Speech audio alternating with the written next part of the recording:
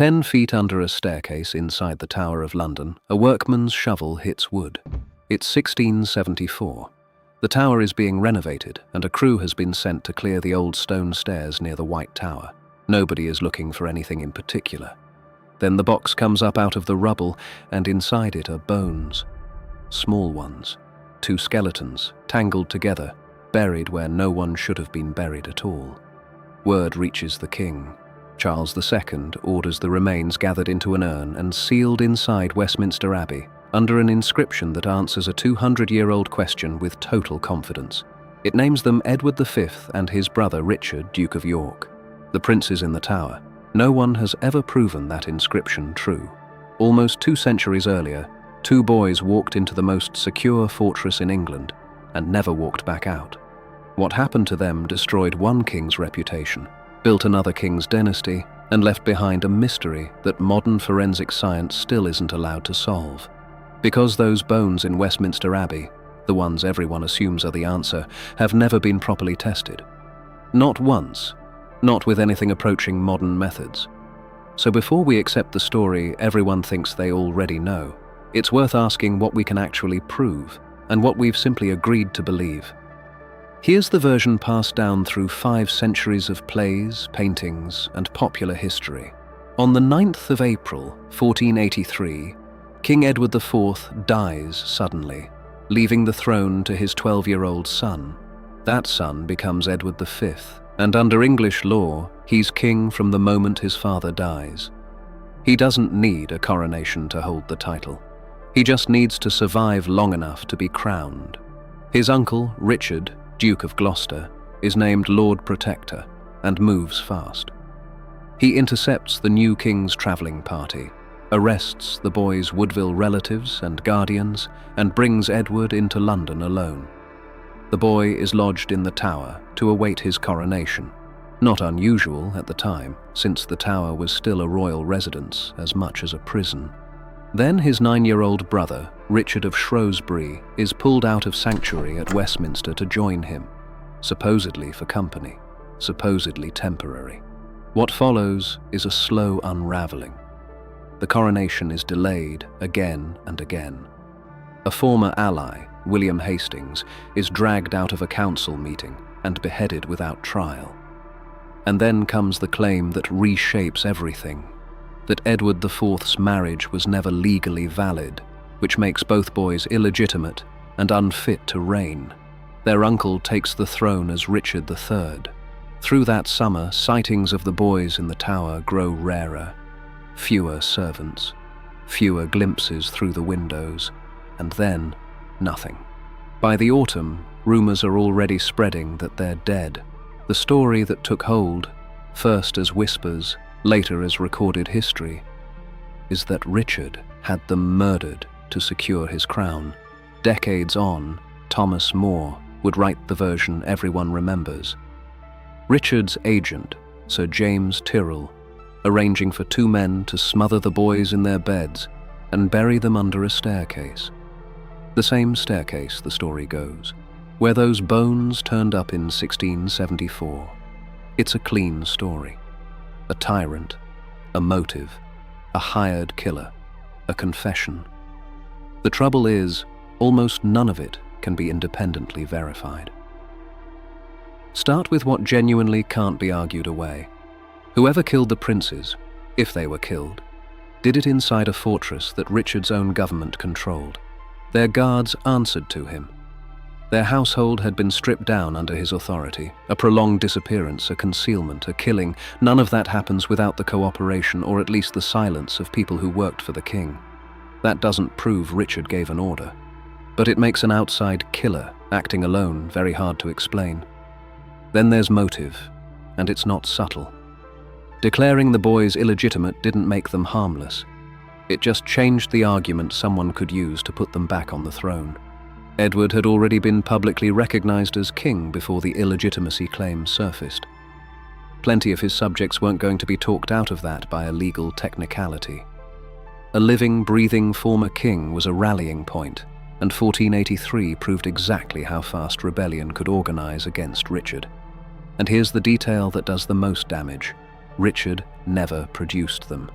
Rumours that the boys were dead were circulating in England within months and reached the French court by January of 1484. A king accused of murdering children has an obvious defence available to him.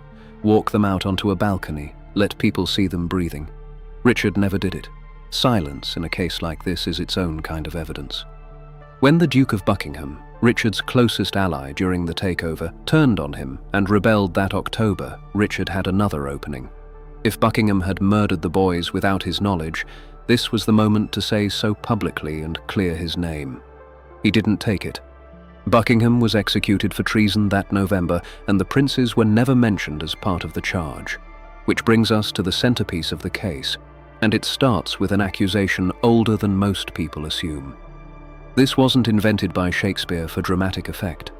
Contemporaries were already saying it while Richard was still on the throne. The fullest version came later, from Thomas More. More wrote, decades later, that Richard commissioned Sir James Tyrrell, who arranged for two men, Miles Forrest and John Dighton, to smother the boys and bury them beneath a staircase.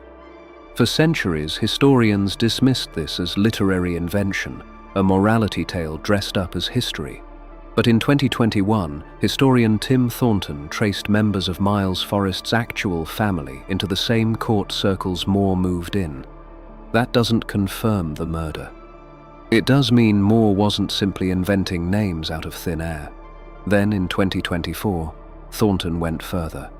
He uncovered a will, belonging to a woman named Lady Margaret Capel, that references a chain once belonging to, in her own words, young King Edward V. The Capel family had direct marital and financial ties to the extended family of Sir James Tyrrell, the man More named as the organizer of the murders. It's the first documented trace of an object connected specifically to Edward V showing up inside the family network of his alleged killer. That is not a confession, it's not a body, but it's the strongest new piece of circumstantial evidence this case has produced in over 500 years. But this is also where historians start arguing, because for every piece of the case you just heard, there's a counter, and some of them land hard. Start with the most basic problem. There is no surviving document that says Richard ordered this. No written command, no confession on record, no eyewitness account, no burial record naming a date or a location. Every piece of the case so far is circumstantial. Strong circumstantial cases can absolutely be historically persuasive, but persuasive isn't the same as proven, and that distinction has to survive the whole episode, not just this paragraph. Richard also wasn't in London during the period the boys most likely vanished. He'd left the capital on a royal progress. That doesn't clear him. Medieval kings ran their governments through trusted agents. But it does mean, if this happened, he almost certainly didn't do it with his own hands. There's also a genuine legal argument for why murder might have felt unnecessary. Once Titulus Regius declared the boys illegitimate, they were on paper cut out of the succession entirely. So killing them meant real risk for little extra security. The counter is practical, not legal. Laws get repealed, and a living claimant with royal blood stays dangerous regardless of what a document says. And Richard's own conduct afterward doesn't look like a man who thinks he's been caught. He made peace with Elizabeth Woodville, the boy's own mother, who eventually let her daughters appear at his court and kept presenting himself as a lawful, pious king. Defenders argue that's not how a child murderer behaves. Critics respond that political peace with a defeated family was common practice regardless of what had happened in private. Then there's the timing of the fullest version of the story. Thomas More wrote his account roughly 30 years after the disappearance, a history he actually never finished, breaking off mid-sentence, unpublished in his lifetime. And he grew up inside the political circle of John Morton, a committed opponent of Richard's. That doesn't make every detail fabricated. It does mean the most detailed version of events came from someone with an obvious reason to make Richard look like a monster. The man who wrote the confession never claimed to have heard it himself. And one more uncomfortable fact, rarely given enough weight. When Henry VII took the throne after defeating Richard at Bosworth, he never produced bodies. never announced a formal murder investigation, and never gave a specific account of what happened to the boys. His parliamentary act against Richard mentions shedding of infants' blood. Vague, unspecific, almost designed to imply guilt without committing to details he couldn't prove. If Henry had solid evidence, that silence is very strange. If he didn't, it starts to look like he may have benefited just as much from the mystery as Richard is accused of causing it. Here's what nobody, on any side of this, can currently answer. We don't know when the boys died, or if both died at the same time. We don't have a single, securely dated account of the last moment anyone saw them alive. Their disappearance wasn't one dramatic night. It was a slow fade. Fewer servants, fewer sightings, fewer witnesses, until, at some point nobody can pin down, England simply realized its uncrowned king hadn't been seen in weeks. And then there are those bones. The ones sealed in Westminster Abbey since 1678, examined only once, briefly, in 1933, before DNA testing existed, before radiocarbon dating was reliable, before any of the forensic tools that identified Richard's own remains in a Leicester car park in 2012. That 1933 examination found two skeletons roughly consistent with the boys' ages. It could not determine their sex. It could not date them. It began by the examiner's own admission, already assuming the bones belonged to the princes, which is exactly the kind of assumption a genuine cold case investigation isn't supposed to make. Modern testing could answer questions that were simply impossible in 1933, though after 5 centuries underground, recovering usable DNA is never guaranteed. Whether the remains actually date to the late 15th century, whether they're male, whether they're related to each other and to the House of York. It's sitting there, buried in Westminster Abbey, and for reasons that are more about tradition than evidence, it has never been tested. We're also missing certainty on every other name in the frame. Buckingham had access and motive, but Richard's failure to publicly blame him after his rebellion undercuts the theory that he acted alone. Henry VII had motive once he took the crown, but he was in exile when the boys vanished, and rumours of their deaths were already spreading before he ever set foot back in England. And the survival theories, Perkin Warbeck's claim to be the younger prince, chief among them, were taken seriously enough by European royalty to matter politically, but no forensic or documentary evidence has ever confirmed his identity. Even the newest evidence has a ceiling. The Capel chain connects an object linked to Edward V to Tyrrell's extended family. But royal possessions moved through gift, sale, and inheritance all the time. A family connection isn't proof the object was taken by force, or that its owner had anything to do with murder. So where does that leave the case, once you strip away everything from the drama, the plays, and the certainty that got attached to a story 200 years too early? Richard III remains the most probable person responsible for whatever happened to his nephews. Not because a confession survives, it doesn't. Not because Shakespeare wrote him as a monster. That came later and proves nothing about 1483. It's because the boys disappeared inside a fortress his own government controlled.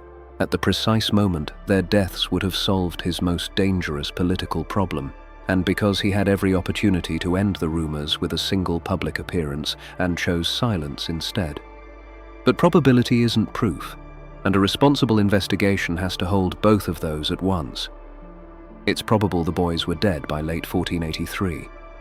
It's plausible, even likely, that they were killed while under Richard's control. It remains genuinely unproven that he personally issued the order, and the exact killers, the method, the date, and the true burial site are, right now, unknowable.